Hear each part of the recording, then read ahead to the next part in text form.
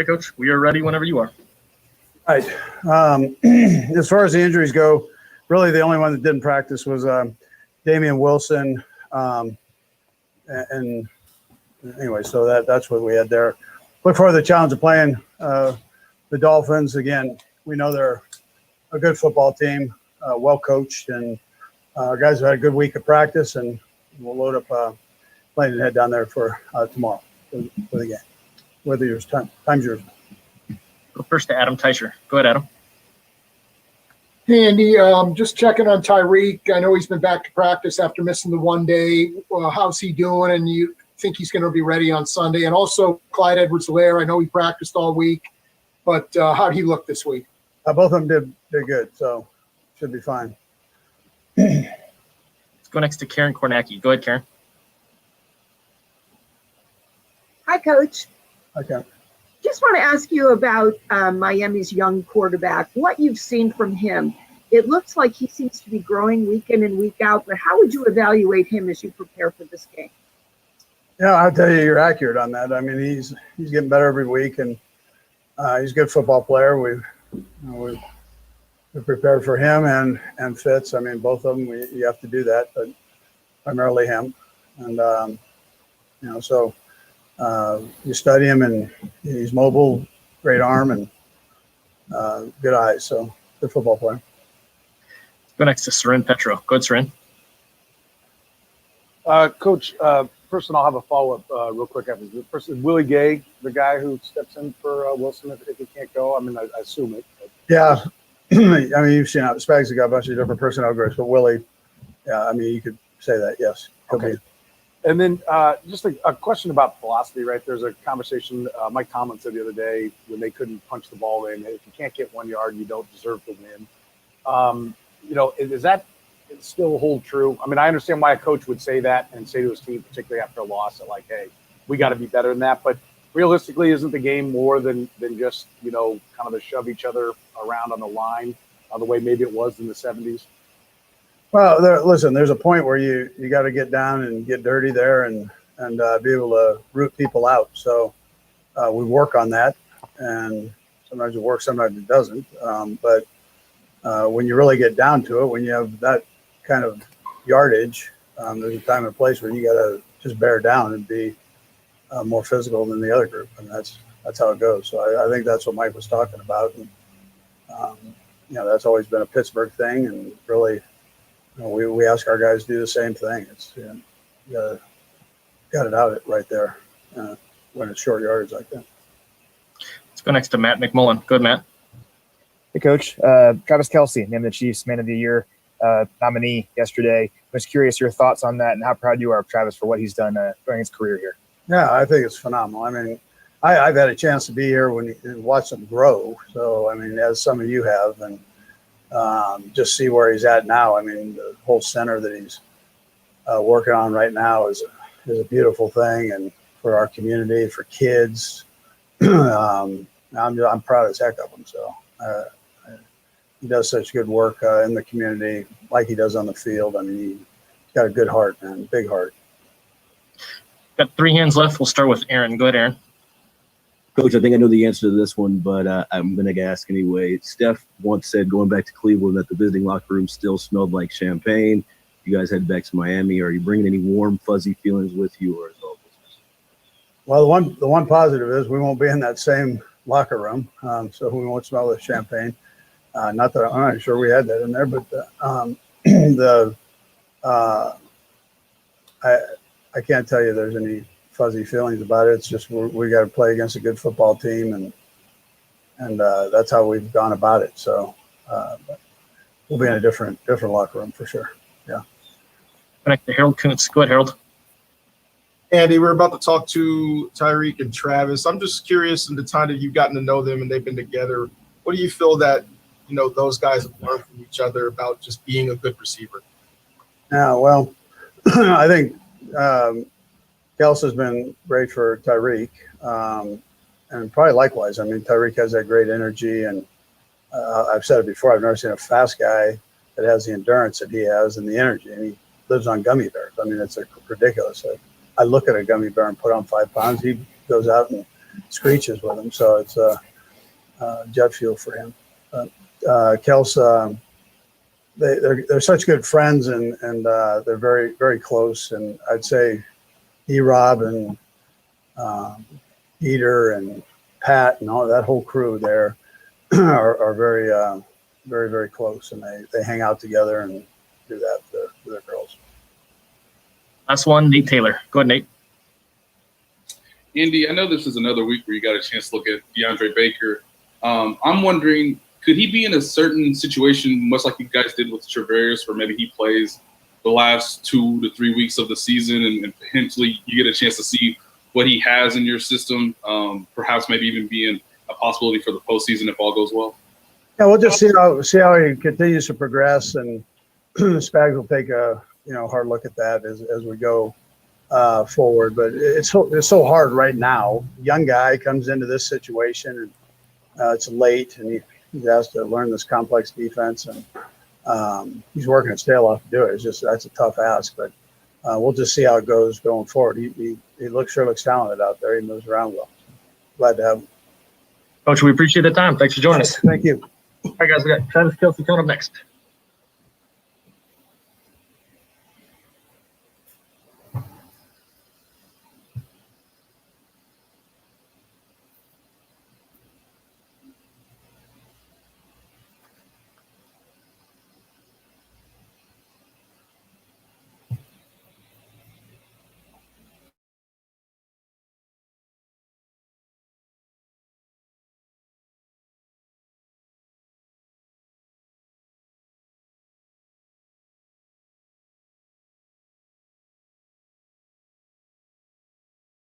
We'll start first with Karen Kornacki. Go ahead, Karen.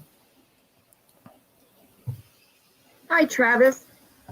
Congratulations on being the Chiefs nominee for Man of the Year, but what is most important to you about the things you select to give your time, your money to, the things that have helped you be nominated for this award? What is the common denominator of what's most important to you? That I have the ability to influence people to do the right things, or just do better for themselves. I think as all of us as athletes here, we kind of get that every single Sunday. People are gathering up to come and see us perform, and with that, you can get attached to personalities. You can get attached to what life means to us, and what that means to me is my family, my parents, my community that I grew up in gave me the understanding that if someone needs a lending hand, you do that and you lend a hand for them if you have the ability to. And it's just being prideful of who I am and knowing that I can put a smile on somebody's face and doing that. Go next to Matt McMullen. Go ahead, Matt. Hey, Travis, similar question here about your nomination. I was talking to Will Shields yesterday. Of course, he won that award back in 2003, Pro Football Hall of Famer. And he mentioned that you're kind of carrying on that torch for him at Operation Breakthrough. To hear that from a Pro Football Hall of Famer, what's that mean to you? Man, I've been trying to fill a lot of shoes here in Kansas City, and one of them is all the unbelievable athletes that were before me that made this community feel loved, made this community feel appreciated, knowing how much energy and how much love they bring on Sundays or Mondays or Tuesdays, whatever it is. Now, whenever we play a game, the kingdom is always there, and they're always screaming their lungs out, and we always have their support. So getting in this community, showing that we love them too, and we appreciate what they do, and that we're here to help and lend a helping hand when we can. That's everything, and that's what that's what the Chiefs stand for. You've seen it. It's not just one guy here and there. It's every single year. You see everybody in this building trying to get back into this community, and yeah. Herbie Teope. Go ahead, Herbie. Hey, Travis, you and Tyreek are currently 2 and 3 in the league in receiving. Not much separates you from the leader. How much are you two aware of it, and how much friendly banter is going on between you and the Hill as to who can outdo who? Listen, that's the last guy I want to talk smack to. He's the. I say it all the time, man. He's the deadliest weapon in the National Football League, and I say that for a reason, man. He can strike up the band at any point in the game, no matter if you're handing the ball off to him or you're throwing it to him. And And Tyreek is an unbelievable player on the field, even better dude off the field. He's my brother, and I'm just it's a lot of honor and a lot of pride going into the end of this season like this, being top of the charts with him, knowing how much he works and how good he is. So just having fun. No, I know not to poke the bear, man, because he'll take off in a hurry on me. Let's go next to Pete Sweeney. Go ahead, Pete. Brad, I'll have just one quick follow-up here. Travis, it's been a big week for you. Now with Madden, I imagine it's a sensation when you're finally a part of the game, but what was it like hearing that you've reached the pinnacle of getting the 99 rating? It's cool, man. I remember, heck, even a couple years ago, I was still creating a player and making all of his ratings 99, or at least making him a 99 overall. I mean, it's the peak of that video game. And that video game was everything for me when I was a kid. You know, getting it on Christmas back in the day was life in itself. And to see myself go from like a 73 or whatever my rookie year to a 99 over the course of 7-8 years is it's pretty cool to see the development. So it's just shout out to Madden. Don't forget to update your rosters, everybody. Do you have a take on whether or not Tyreek Hill should be in that category with you and Patrick? I'll give it an extra week, man. I give it an extra week. I don't understand how he's still not 99. How his speed isn't 99. Nobody's caught him yet. It's just it's a matter of time, man. It's a matter of time. And then there'll be 3 99s on one team, and everybody will soon know. Always pick the Chiefs and Madden. Go next to Adam Teicher. Go ahead, Adam. Hey, Travis, you regarding the Walter Payton nomination, you put something on social media yesterday saying, in effect, if when I'm done playing, if all I'm known for is football, then I've failed, more or less. Why is that so important to you? Can you elaborate on that and why it's so important to you to be known for more than football, to be known for your community service as well? Football is just a game. We're talking about life, and to be able to help somebody have a better future, being able to lend a helping hand so somebody has a better situation. That's making a difference. I mean, granted, I can put a smile on somebody's face by doing a touchdown dance on Sundays, but being able to actually help somebody in their situation in life and either, like I said, help them do better for themselves or get help for them. That's everything for me. And be able to be in a situation like I am, playing for the Chiefs, being a professional athlete and having the influence I have, I feel like it's a duty of mine to make sure that I'm helping out as much as I can, knowing that it's a responsibility. Got time for a few more guys. We'll go Sam, Surin, and then Nate. Go ahead, Sam. Hey, Travis. And Brad, I'll have a follow-up to this. But I'm just wondering, how'd you find out about the Walter Payton nominee? How'd you find out that it was you? I believe it was Mark Donovan. I call him El Presidente. My guy, Mark, he's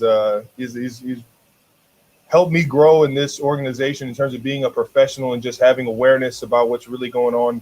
And he came up to me and congratulated me and let me know that I was going to be the nominee this year. And I'm a firm believer that, like I said it before, I think individual accolades are a bit overrated in this game, but this is the one that you can have a lot of honor and a lot of pride for. I mean, it's definitely cool, but there's so many guys on this team that are worthy of it. Patrick, Tyron, I mean, the list goes on. Everybody is getting into this community and helping this community be better. And it's just it's such an honor to represent everybody in Kansas City in this way and in this light. And it makes me want to do more and just keep on the same path. The second thing I wondered is, you could have had your foundation sort of address a number of different things. Why did you pick what you picked? To be honest, I fell in love with Operation Breakthrough. My foundation, 87 Running, is I've helped out Operation Breakthrough in terms of expanding in their original school, and then on top of that, getting the building across the street and buying that building and making sure that the kids don't just have somewhere to go kindergarten through 8th grade or preschool through 8th grade. Like once they get to high school, they have somewhere that they can go and collaboratively, connect and design. And that's something that I really wanted to do for the community and specifically Operation Breakthrough, knowing how awesome they are over there. It's such a genuine and loving place. And I just when I first walked into Operation Breakthrough, it was I knew I wanted to help out and be a part of it, and that's this is the way that I've been able to. Let's go next to Seren Petro. Go ahead, Seren. Travis, you mentioned your rookie year. Once in your rookie year, you had to sit out the whole year, and I know that had to be tough. Now 5 straight 1,000-yard seasons. Nobody had even done 4. Was there a time that you thought, maybe a dark day in that first year that it wasn't going to come together? And did you ever? Is this the career you thought it would be? Was it always going to be a record-setting in a 99 on Madden?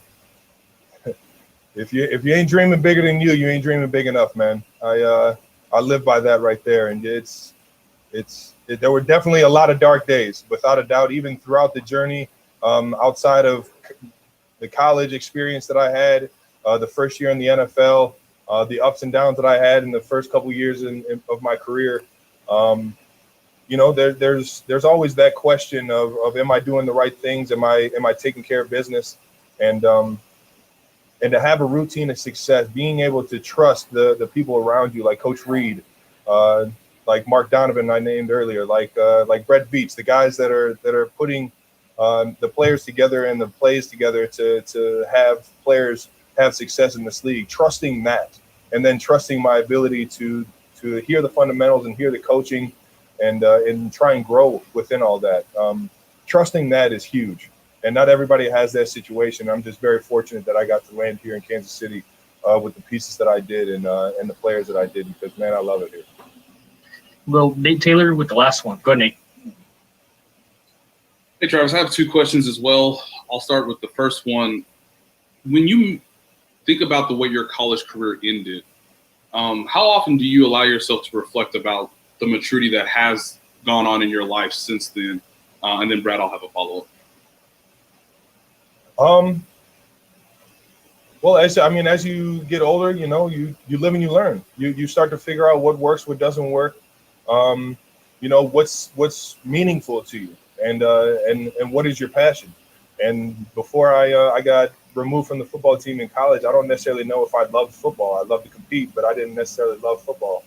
And having it taken from me, I realized how much I really did appreciate it. And then once I got back onto the team, it's just been a nonstop effort to become the best football player I can, knowing that I never want to get to that position and not being able to play this game again. And just developing through all of that, and like I said, trusting the process of getting better, the fundamentals and the work ethic, but also, being a nerd throughout this game. I try and tell people all the time, you got to be a nerd. You have to get in the playbook. You have to watch film, not just up there watching movies. You have to dissect it and really become a nerd and a perfecter of your craft. And yeah. Travis, we appreciate the time. Thanks for joining us. Have a good one, guys. All right, guys, we got Tyreek Hill coming up next.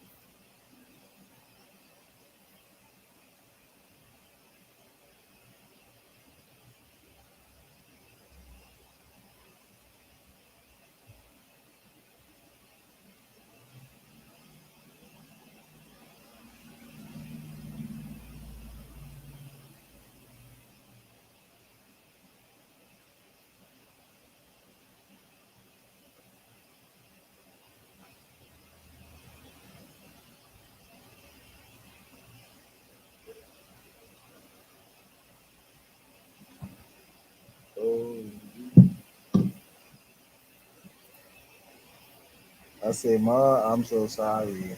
You ready for us? Yes, sir. I'm ready. Here we go. We'll start first with Matt Derrick. Go ahead, Matt. Hey, Tyreek. Well, last time you saw Brian Flores' defense was that 18 championship game, and a lot of guys on the team talked about having watched that and how that game motivated them. What did you learn from that game, and how are you a different player, you think, now than you were then?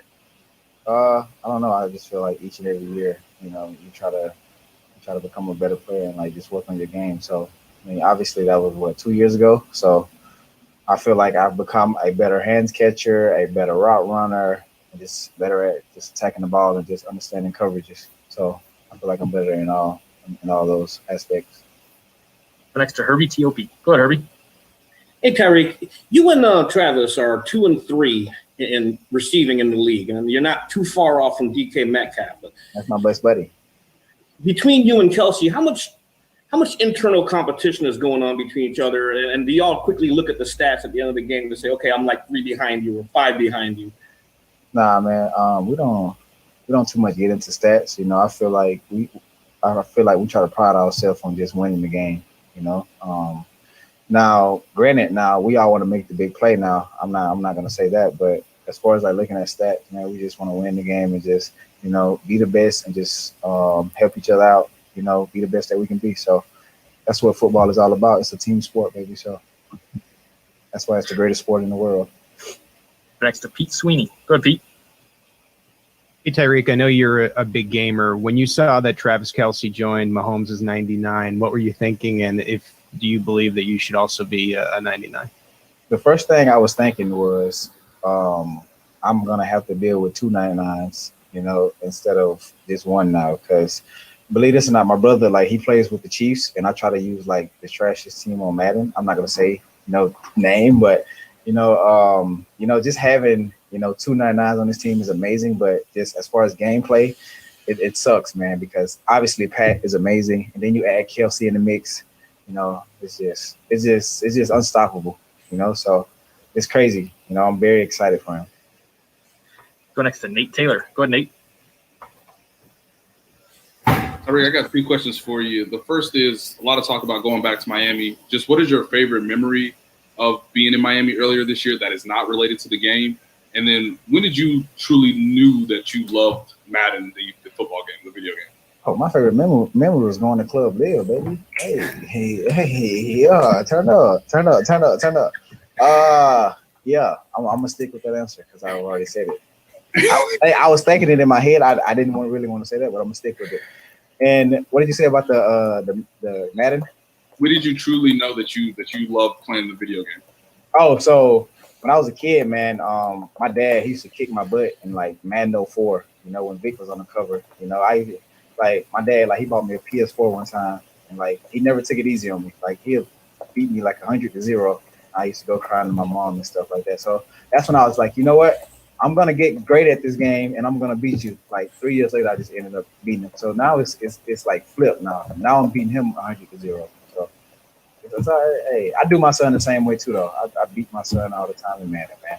It's crying and stuff. So. Let's go next to Harold Kuntz. Go ahead, Harold. Hey, Tyreek.